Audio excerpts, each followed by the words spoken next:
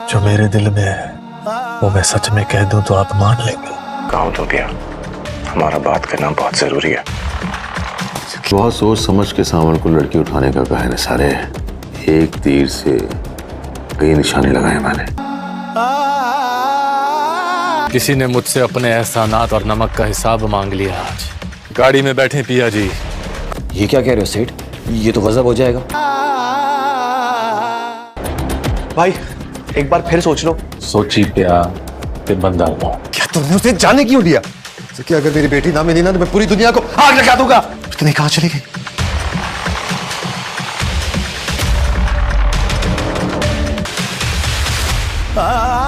तुम्हारे दिल में क्या है सावर? यार वो बहुत ज्यादा परेशान हो चुका होता है क्योंकि उसका पिया से राब्ता नहीं हो रहा होता और वो ये बात भी जानता है कि जितनी देर तक पिया से उसका राब्ता नहीं होगा उनके दरमियान दूरियां बढ़ती जाएंगी। आलियार पिया से सच्ची मोहब्बत करता है, इसीलिए वो हर हाल में पिया का साथ देना चाहता है, चाहे उसे अपने बाप के खिलाफ ही क्यों ना जाना पड़े। इसी वजह से आलियार यही सोच रहा होता है कि पिया से बात करना बहुत जरूरी है। और दूसरी तरफ सेठ दाऊद एक बहुत बड़ी चाल चल चुका होता है। वो फैसला करता है कि सांवल के जरिए पिया को अगवा करवा लिया जाए और बाद में सारा इल्जाम भी सांवल पर डाल दिया जाए।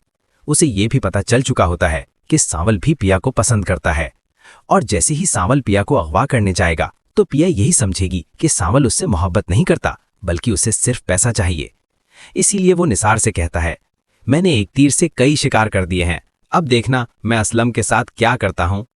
उधर सांवल भी बहुत परेशान होता है क्योंकि सेठ दाऊद उसे कह चुका होता है कि पिया को लेकर आना है और जैसे ही वो वापस आता है तो टीपू को बताता है कि तैयार रहना, मुझे पिया जी को अगवा करके सेठ दाऊद के पास लेकर जाना है।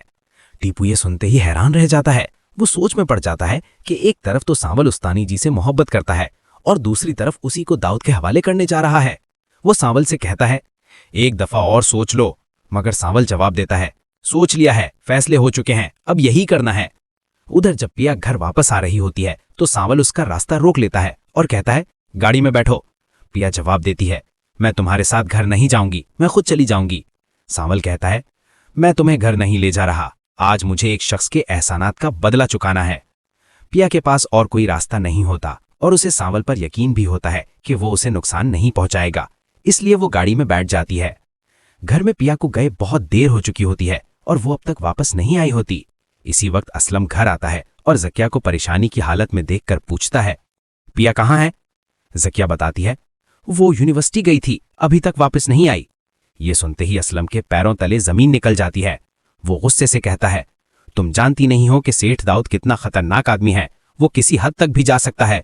तुम्हें पिया को अकेला नहीं छोड़ना चाहिए था। अगर पिया को कुछ हुआ तो मैं दाऊद को नहीं छोड़ूंगा। असलम फौरन पिया की तलाश के लिए निकल पड़ता है। उधर पिया सांवल की गाड़ी में बैठी बार बार पूछ रही होती है, तुम चाहते क्या हो? सांवल कहता है, अगर मैं जो चाहता हूं वो तुम मान जाओ तो?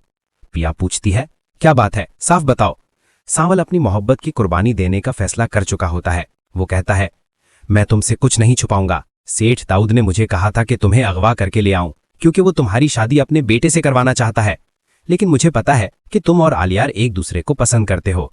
इससे बेहतर यही है कि तुम असलम साहब को राजी कर लो कि वो तुम्हारी शादी आलियार से कर दें ताकि किसी को कोई मसला ना हो।